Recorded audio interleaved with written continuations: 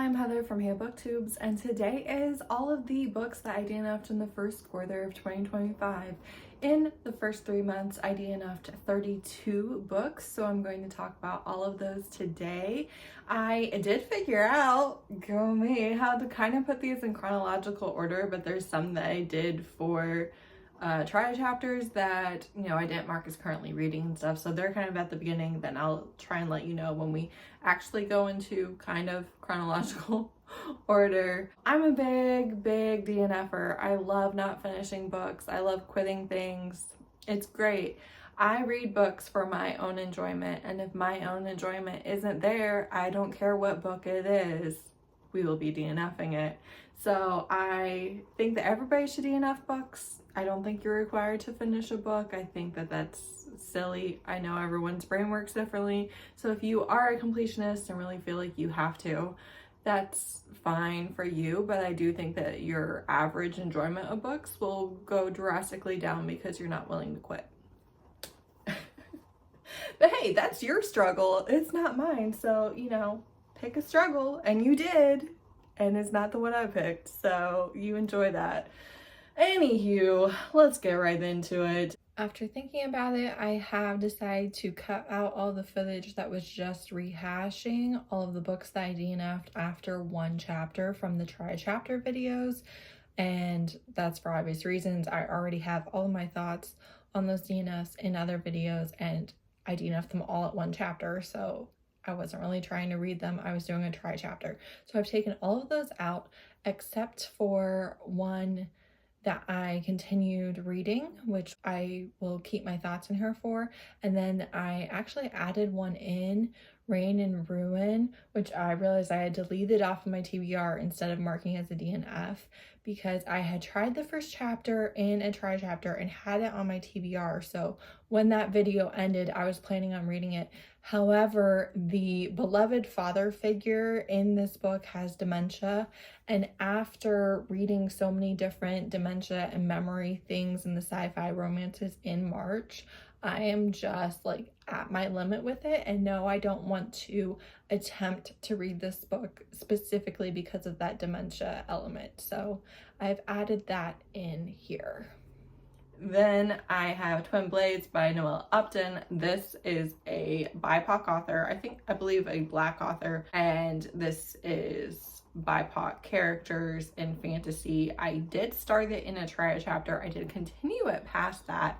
And in the first chapter, she gets her arms broken, which she heals like really quickly, but she gets her arms broken by the person who's going to be the love interest. There's nothing there. They don't know each other. It's working for opposite things, right? So they're in each other's way. They're the obstacle in each other's way, not like a personal vendetta or anything like that. So she gets her arms broken in the very first chapter, and then I read a few more chapters. What is the wind doing?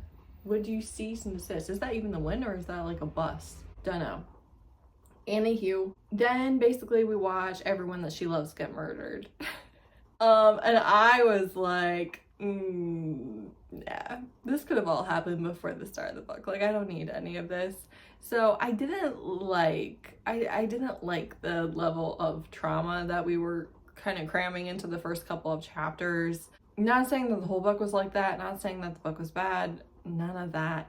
But for me, I was like, I definitely don't care about this book enough to hope it gets better from here, which is sometimes a mistake that I make with books where I'm like, well, maybe I'm through the worst of it, because some of my favorite authors, Kate Sewell specifically, that is very true of. The beginning of her books is often the most stressful part of the books, and then like you get a lot of good after that. I didn't care to find out, to be perfectly honest with you. Now we're going into our chronologicals, and I believe the first book that I DNF'd of 2025 was Shards of Honor by Louise McMaster Bejeweled. I DNF'd at 43%. It was already right on the edge of too dark and gritty for me.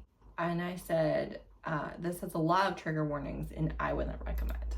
So I was not super into the first half of this book, but I did like it well enough. But we're looking at a 3 or a 4 on the enjoyment scale, okay? So sci-fi, romance, and it's like a very popular sci-fi series. Then halfway through, you get sadistic torture, rape scenes as war crimes. It seems like that is pretty heavy and prevalent throughout to the second half of the book. And I read a review, thank you, Teague, that kind of listed all the things that they hate about it. And I was like, yeah, I would hate all of that too. I'm already not having like the best time. I'm not absolutely in love with this book. And I don't want to read a bunch of rape. I don't want this to be the thing. And also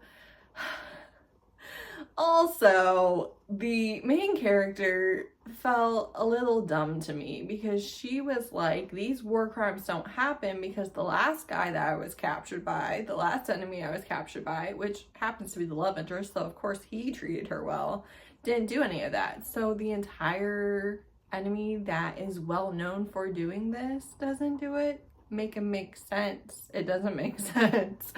And yeah, she also, I didn't like it. Honestly, I have thoughts, and the thoughts are bad. Then I DNF'd Whiteout by Adriana Anders. I DNF'd at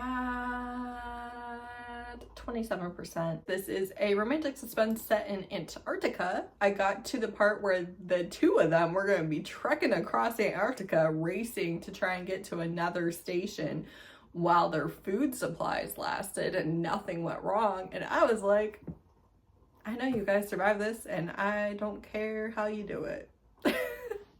And I wasn't even super into the characters, and I was like, I'm glad you all will be happy, but I don't need to see the journey that you take to get there, because I don't really care about you. Which is unfortunate, because I never got to the snowmobile sex scene that I was reading the book for. Then I have First Sight by Amber Cassidy. This is a romantic suspense. She is changing her tire alongside the road, is attacked by a couple men, dragged into the woods, ends up escaping, runs into this veteran who was like special ops and stuff. He saves her, and then I think they're going to try and get her back or something. I don't know. Why did I DNF this, actually? What did I say? Oh, DNF 28%, bored. Slaying the Shadow Prince by Helen Shore. This is a fantasy romance that felt like, okay, all right, don't be mad at me, guys. But this is interconnected standalone fantasy romances, each one by a different author, right? And they're not really interconnected. They just are like a group project, but you don't see the characters. It's not in the same world, anything like that. Each one of these is in each of the author's own individual fantasy romance universes that they've already created. This felt like she was given the trope of slaying the Shadow Prince and wrote the book based on it. And not very well. I'm sorry. The writing felt contrived. These characters contrived. The plot contrived. And I do understand that fiction is made up. But this just didn't feel good. I DNF'd at 17%, and I wrote the characters feel a bit contrived. So clearly that's my word for this book. Then I have Touched by an Alien, which is by Guinea Coach. This is like a urban fantasy style alien romance. This main character was something. I DNF'd this at 82%. Oh my god, I wrote a massive review. DNF 82%. I have so much to say. First of all, different week. Could have finished this book and given it 3 stars, no problem. Second of all, if I read this 15 years ago when it first came out, I probably would have loved it. Obviously, this is not unique to this author at all whatsoever, but I do find the alien big bad being the head of a human terrorist organization to be problematic. That's just my own beliefs about who gets categorized as a terrorist, though. Again, not at all unique to this author. Our main character figures everything out herself. All the world building is her being smart, figuring out what's happening, and telling the alien secret agents that she knows what's going on over and over and over and over again with no real evidence behind it. The love triangle, whatever, but the kissing of his cousin when you aren't the one under enemy influence, Didn't love that at all, particularly because it genuinely hurt the love interest so much. And this is where the cheating trope in books, if there's gonna be some sort of cheating one way or the other, it either cannot be on the person that you end up with, there has to be extenuating circumstances, and you can't have hurt the main couple. They can't be hurt by this. And that's my line. And then she's just able to take over an organization that has been operating for decades at the very least, and is the only one who is able to deduce how to fight the enemy. It was just too much. I like my characters smart. I like them to know more than anyone else, but this felt like the author was just having the main character regurgitate the plot, and we were supposed to be wowed at their intelligence.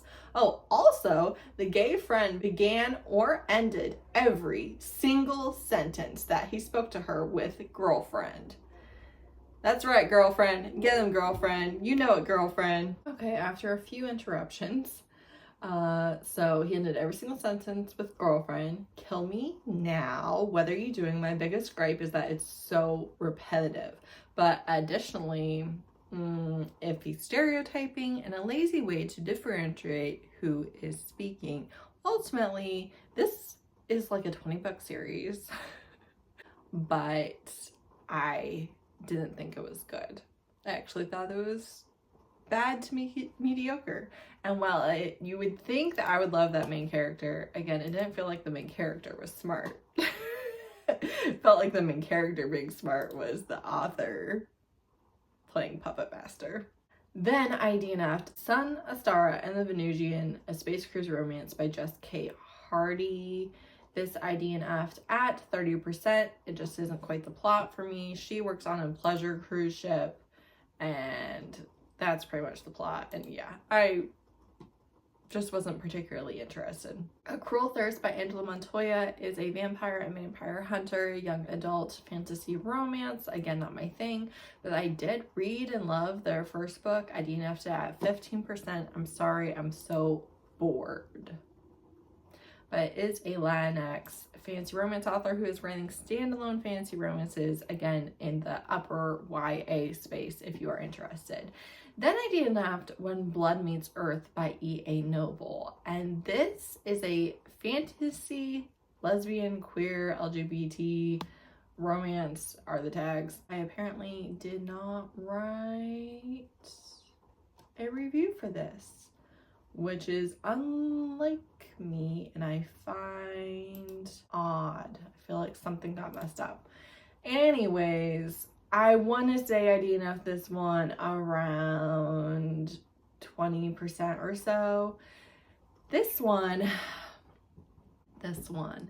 I'm actually tempted to pick this back up, but I also know that it's unlikely that that's gonna work for me. It almost never works for me. I'd read the first chapter of this back in February of 2024. I then tried to continue reading it in February 2025, DNF'd it, but there were interesting things happening, and my friend Robin absolutely loved this book, and that does intrigue me. We have a princess, and her parents were two different types of fae. So she has Reaper and Earth fae.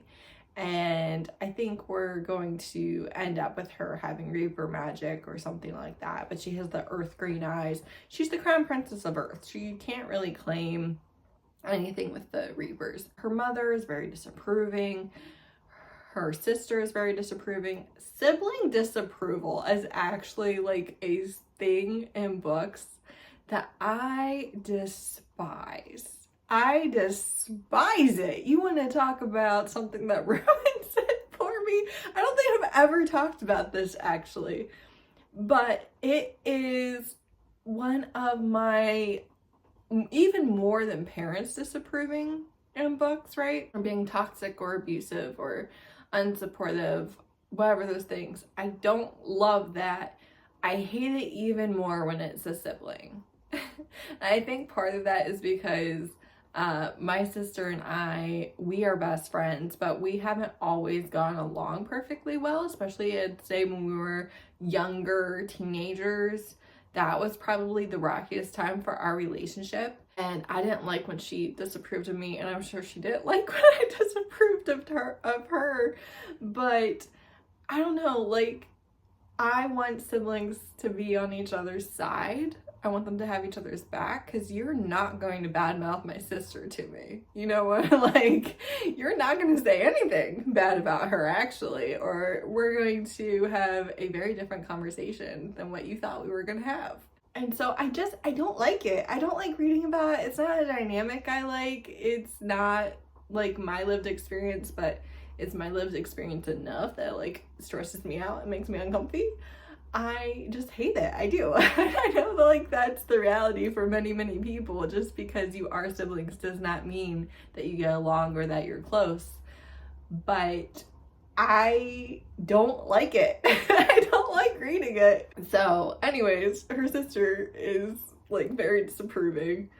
And there's, like, some interesting things, particularly with this other queen. And I feel like we are going to get a major character arc and development for our main character because of some of the things that just happened. I just feel like we are going places, you know what I mean? And I kind of want to see the places that we go, but I didn't really want to watch the struggle to get there. I didn't really want to stay much longer, and maybe we don't stay much longer. That's always the kicker. Are we talking another 5 pages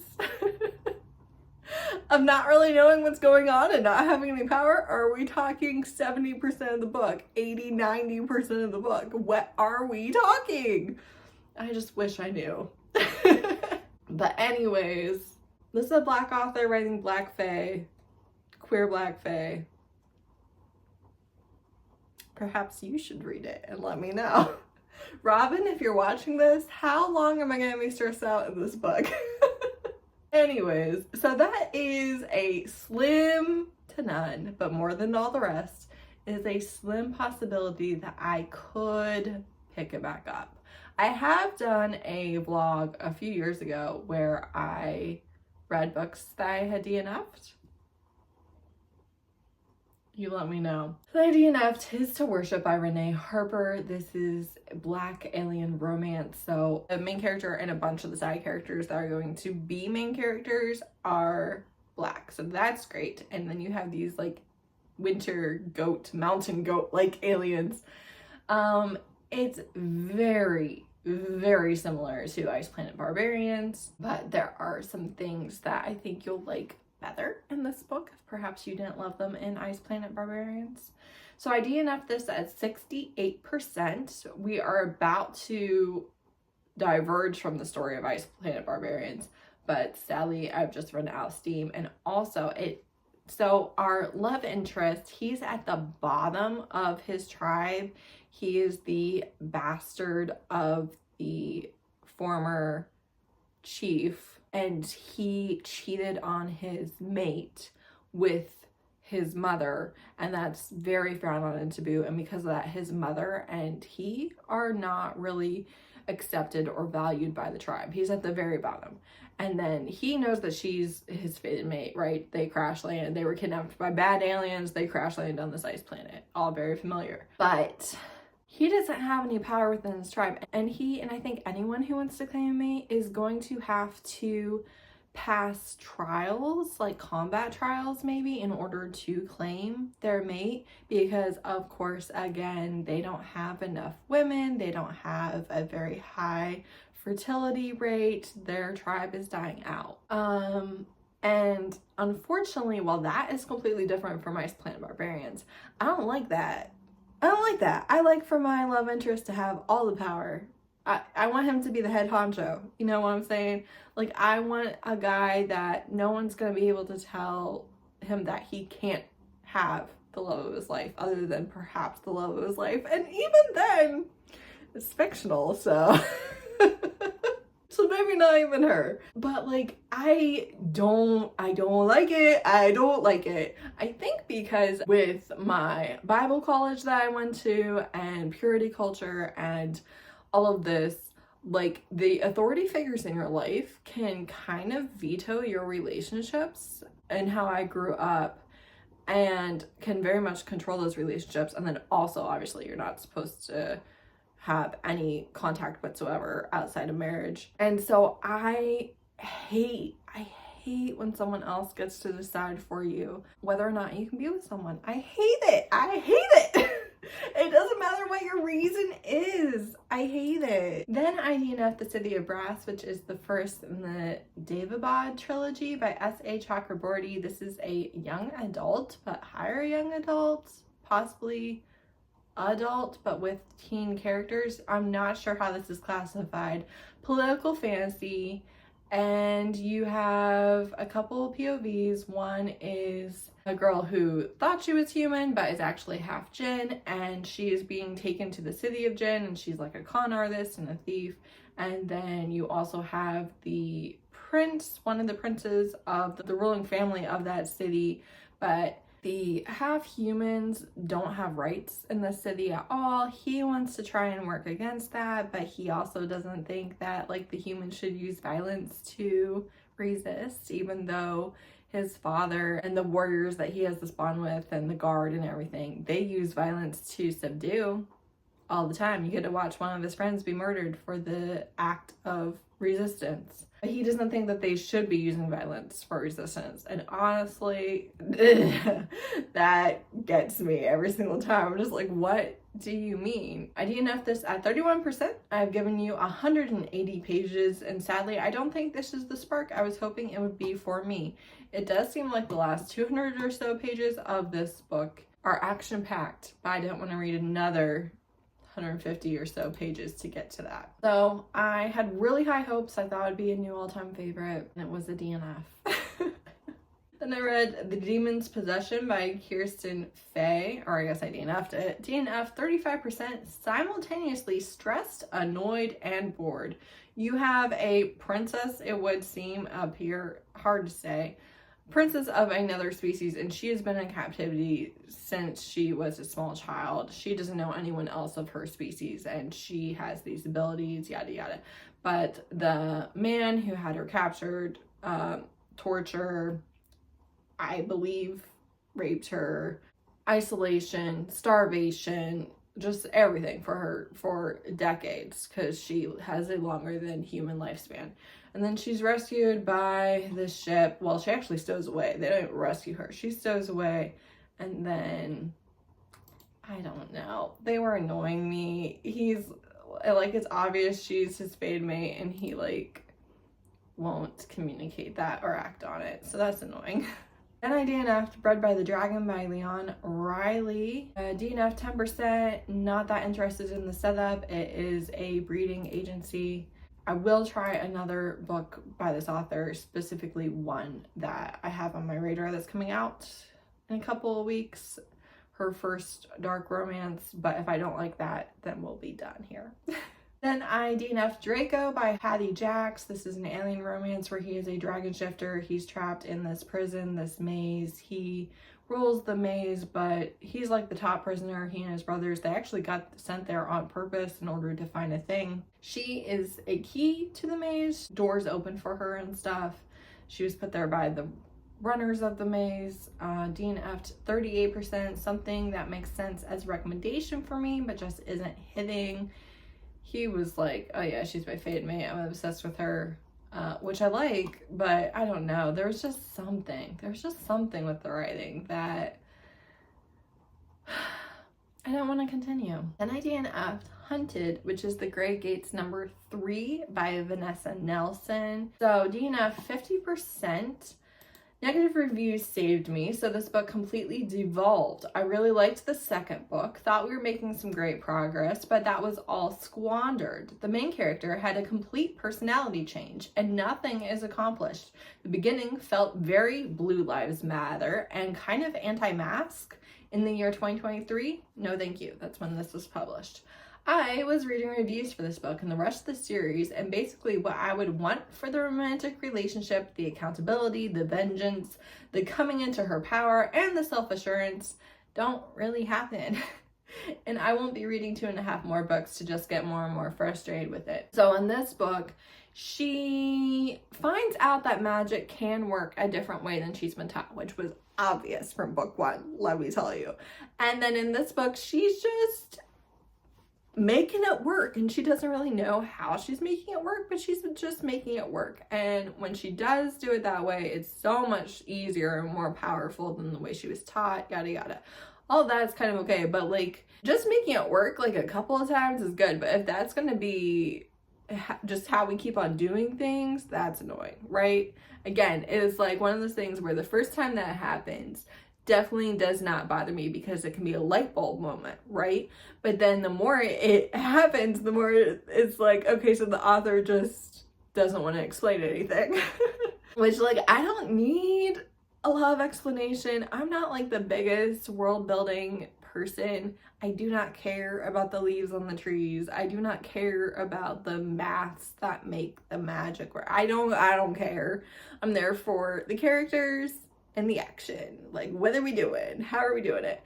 I'm just not the biggest world building person. Again, I don't see things very clearly in my mind as I'm reading, so a lot of that is just kind of lost on me, even though I understand and can kind of picture what they're talking about. The picture doesn't stay in my mind, and also I'm just a little bit bored with it, so I don't care like a whole bunch about world building.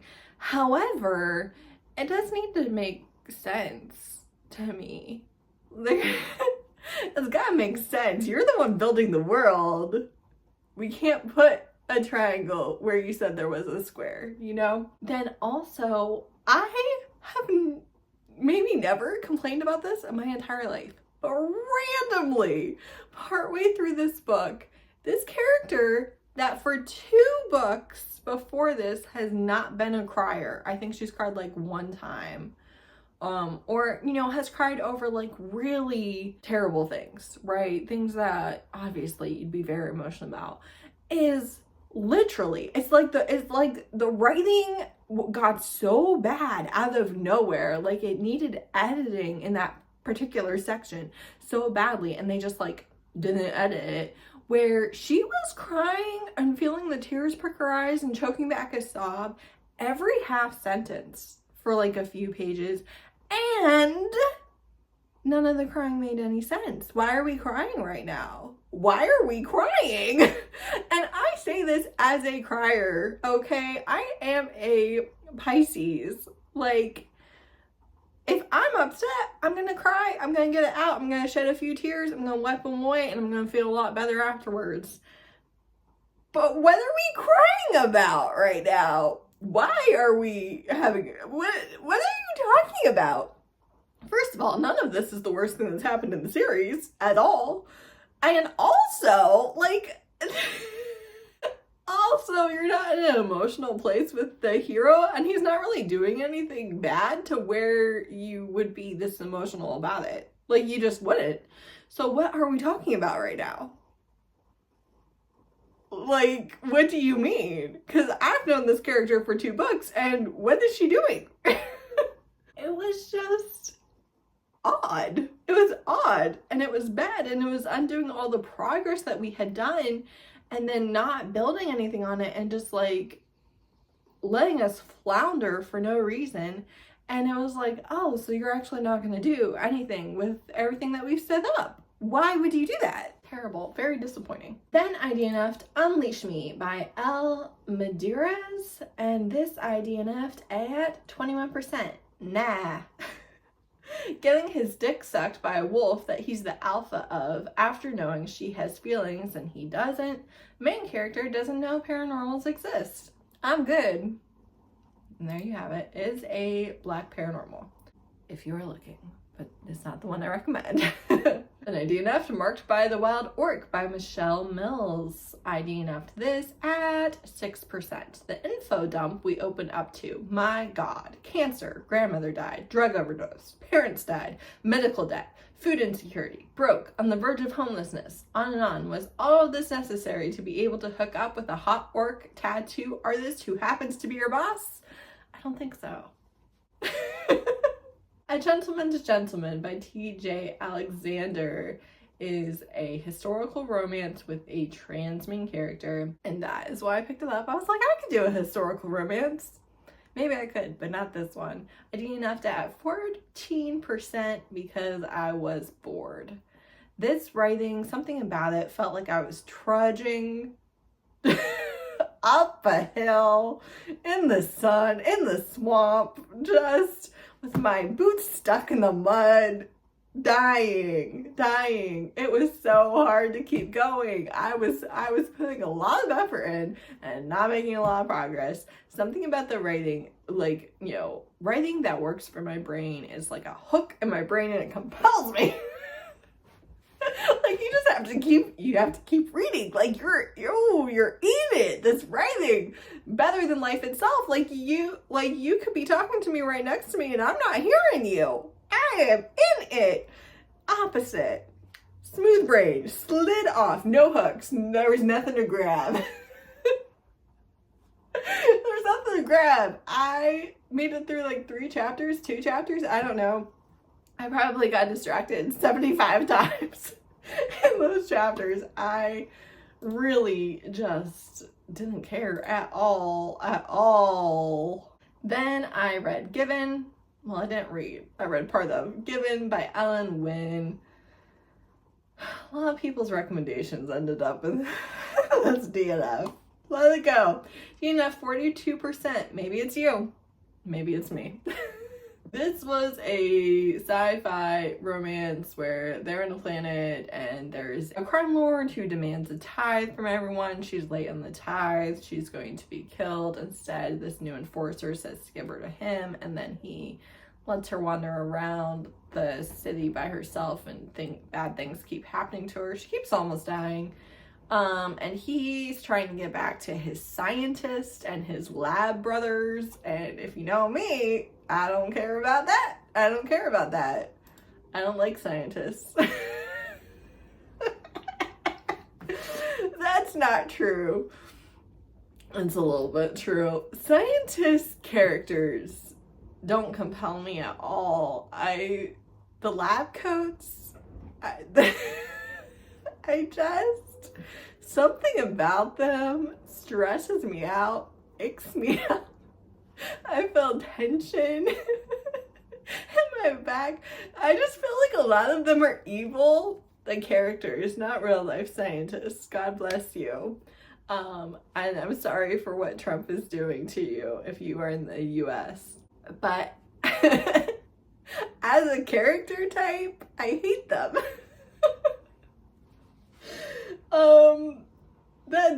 That's neither here nor there. Then I DNF'd The Hunter by Tara Crescent, and this was 2 kids raised as assassins together. They fell in love as teenagers. They got married in secret. When she was 19, she was clearly pregnant, and there is a content warning for like a stillborn baby, so obviously in labor her baby did not survive. I didn't get to that part, but there was the content warning, so obviously that's going to be a big reason why a lot of people are not going to be wanting to read this book. When she was 19, she faked her death to be able to escape the guy that ran the assassins thing, and unfortunately she could not take her husband, the love of her life, with her, and the whole reason why she did it was because she found out she was pregnant. And then a year later, she was thinking about reaching out to him. She missed him so much. The baby had died, so, you know, her reason was gone, even though she couldn't go back. Like, she'd be killed brutally if they found out she was still alive. She still wanted her husband, and then he faked his own death, right? So for 7 years, 8 years for him, 7 years for her, they've believed that each other are dead. And she is killing everyone who is part of the organization. And he works for a guy, I think that we've already seen in the previous part of the series, although I didn't read the other books. All right, I stopped and I have absolutely no idea what I was saying. Okay, he works for a guy that I think was a hero in one of the first 2 books in this series, but that guy is on her target list because he gave a bunch of money to the assassin guy. And obviously, if he was a main character in one of the other books, like, there's something crossed there, right? He's being set up, he doesn't know about it, something like that, right? But so they meet and like they love each other, they still love each other, but as soon as he says who he works for, she's like, yeah, no. So he's chasing her, she's running away from him, all of that, fine. The couple themselves, I really liked. What I hated about this book and what made me DNF it at 29%, his friend's judgment of his wife being an assassin is absolute bullshit and is actually infuriating.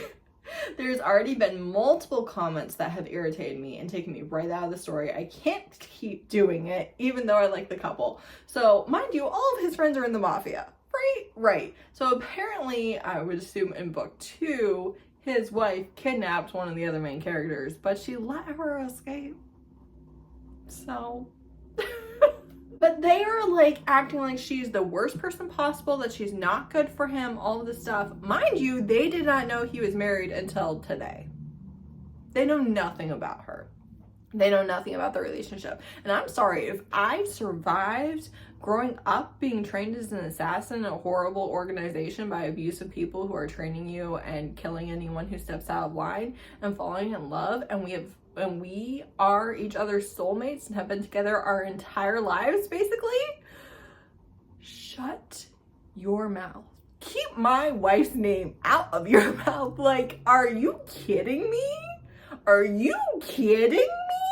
You guys didn't even know she existed or that we were married until today. So if you think that you're going to say anything negative, she's bad for you, look what she's doing to you, I'm sorry that as the person who loves them and knows them and thought that they were dead and has just found out that my spouse, my partner, the love of my life is still alive,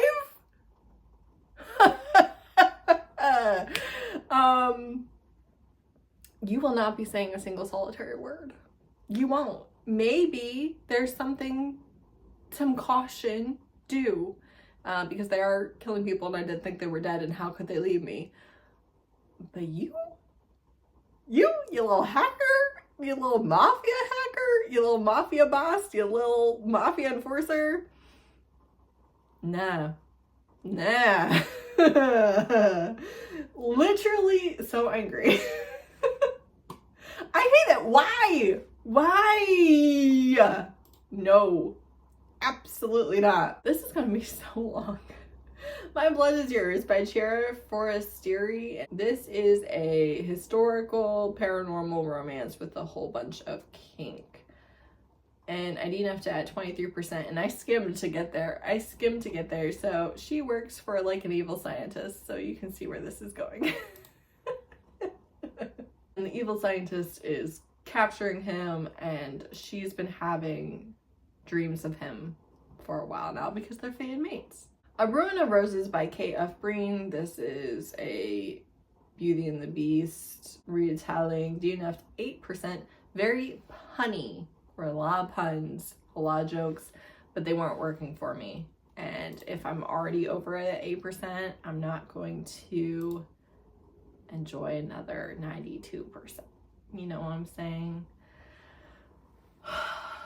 All right. I'm glad that it is this far into the video that we are talking about this. This is my most controversial thing. I'm a little scared to talk to you about it.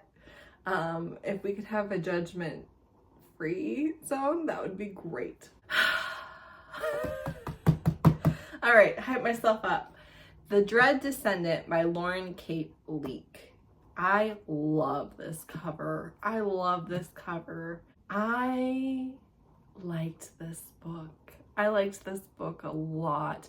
The world building, not great. The introduction of characters, terrible. Who they are and what they're doing, and I couldn't tell you. I don't know.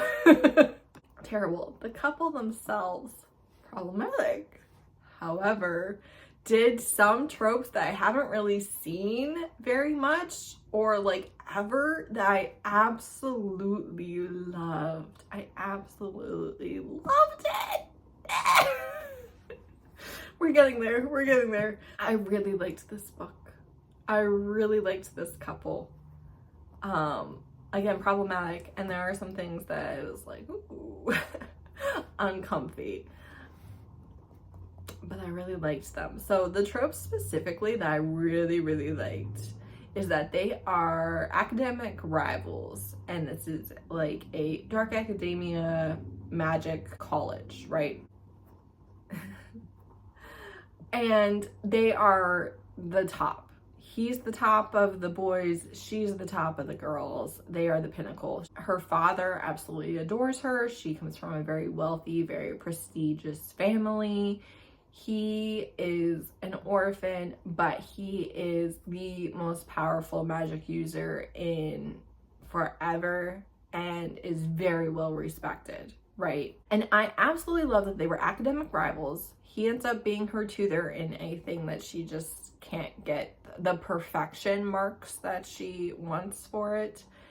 And because of that, she's always kind of been standoffish to him and always been like, the way that everyone licks your boots is ridiculous. But he has a respect for her, and like they go from kind of academic rivals to friends to lovers. And there's a lot of respect between them. And I loved that it was the most popular girl and the most popular boy, the most powerful girl and the most powerful boy, not being horrible to each other and just being in love, as one should. King and queen bee, you know what I'm saying? I liked that. I would love to see more of that. I would love to see more of that. Like, I like it. I like it.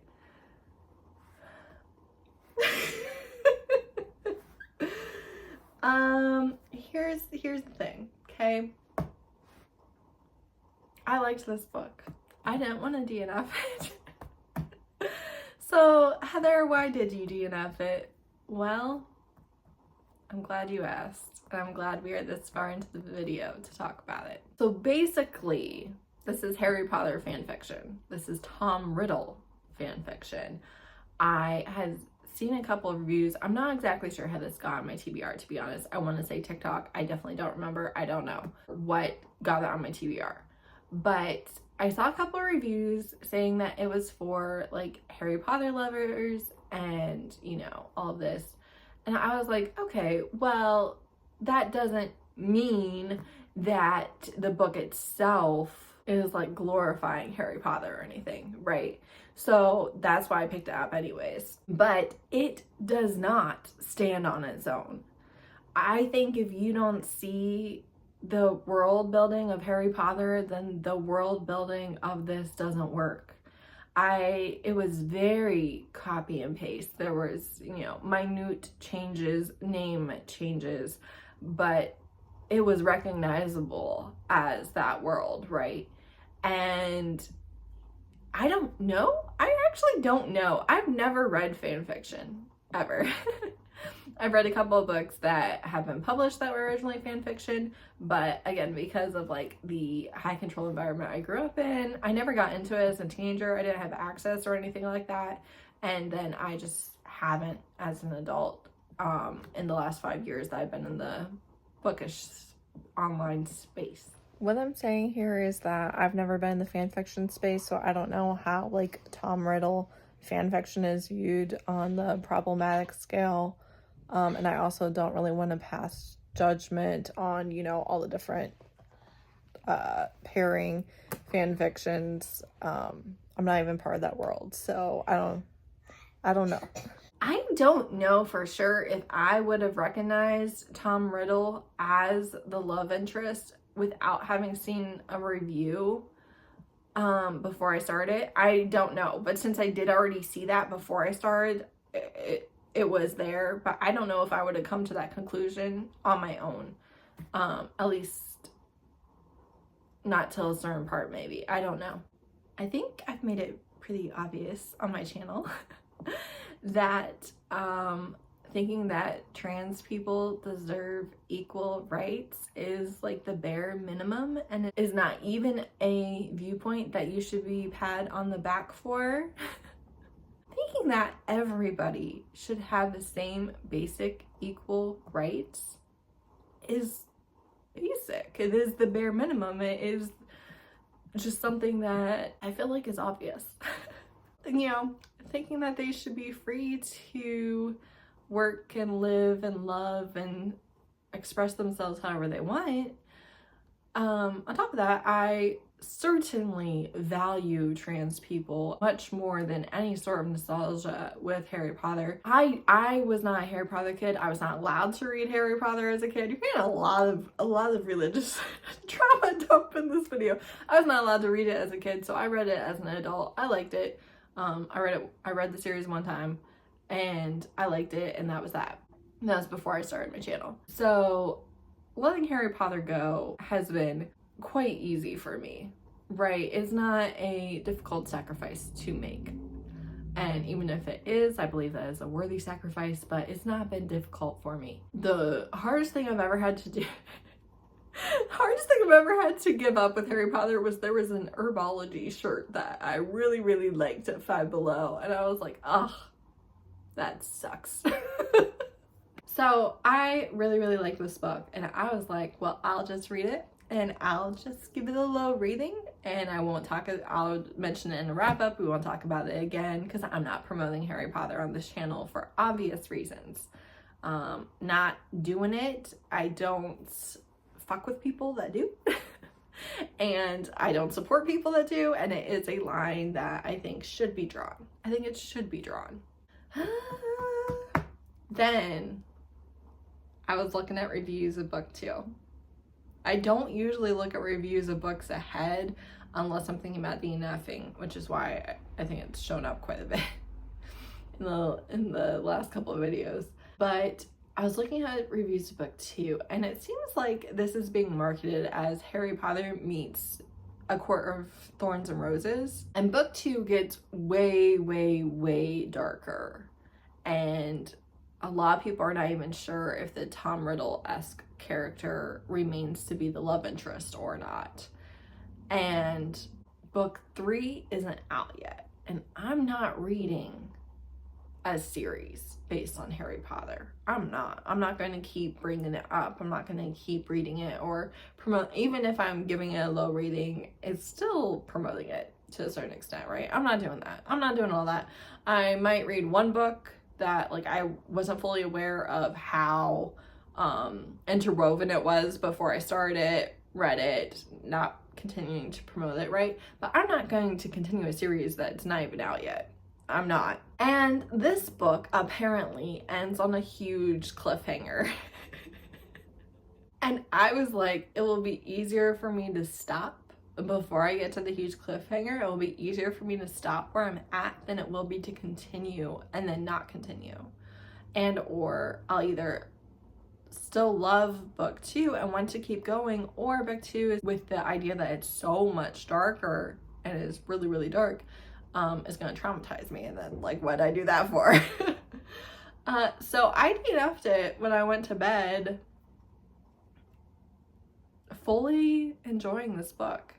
Definitely some problematic elements with who the love interest is, whether they end up being the final love interest or not. I think that there were some, more so knowing the inspiration and who that becomes, that's more problematic than the actual character that I've read so far. But still, even if we're just going on the actual character that I read, there were some elements that made me uncomfy, right? The most uncomfy thing is the inspiration, both the character, who that character becomes, and the universe that they took it from because of the author's vendetta against trans people, amongst many issues. So DNF'd it at 71%. So basically, loved the cover, liked the couple, really liked the trope of the couple being the head of their academics and popularity, but that's not enough to betray my principles. The Ornithologist Field Guide to Love by India Holton. I DNF'd this at 5%. They were studying birds, obviously, and I was like, yeah, I don't care. Another historical, magical one that I was like, all right, no. Then lastly, I DNF'd A Game of Veils by Ava Chase. I DNF'd this at 34%. So she is a princess from a conquered country, and she comes to the capital of the empire to marry the prince of the empire, the crown prince. And then when she gets there, instead of getting married, she's actually told that she's going to have to compete in trials to find out who should marry the prince. And the trials are just the prince. Think Prince Joffrey from Game of Thrones. He's horrible, right? He's sadistic, and oh, I hate that type of character. I don't want to read them. I don't. They're the worst. But he is just, you know, making them do horrible things, and then whoever fails the trial, that girl gets her throat slit. So it's a lot. And I specifically DNF'd it because we got to a trial where they were forced to burn their hands on dishes that they were serving to him, and I was like, yeah, I'm out. I'm done. No, I don't want to keep doing this. But then it's also a why choose romance with the 3, I think, maybe 4, but 3 because of the age of the other one, princes of other conquered countries who have been brought as foster sons to the empire. They're hostages for their kingdom's good behavior, right? And they hate her because they think that she is going to have the empire help her country at the expense of their countries, even though they should all be on the same side. And I know that there was a plot twist at the end that a lot of people really liked. I don't know what it was, but there's a plot twist at the end that a lot of people really liked, but ultimately I didn't want to continue because of the sadistic royals and the trials. Like, again, I like people to have power. Main character and all the love interests, none of them had any power. The love interests are trying to keep her from winning, even though she'll die, so like that, all right. Because all the other contestants are just nobles from the court, so it won't be worse for their countries. It'll be exactly the same. And so they're trying to stop her, and it's not like the most hateful thing, and it was clear that they could be rationed with, but yeah, the trials, just I don't want to read multiple books of just sadistic bullying, torture, petty, just, you know, most punchable character being the most powerful. Hate it. So that's it. That's all the books that I DNF'd. I have no idea how long this is because I've had to stop and start filming a few times, but I know it's long, so if you watched all of it, thanks, I guess. I know a lot of people do like these videos. Yeah, if you feel like DNFing, DNF. That's it. Thanks so much for watching. Bye.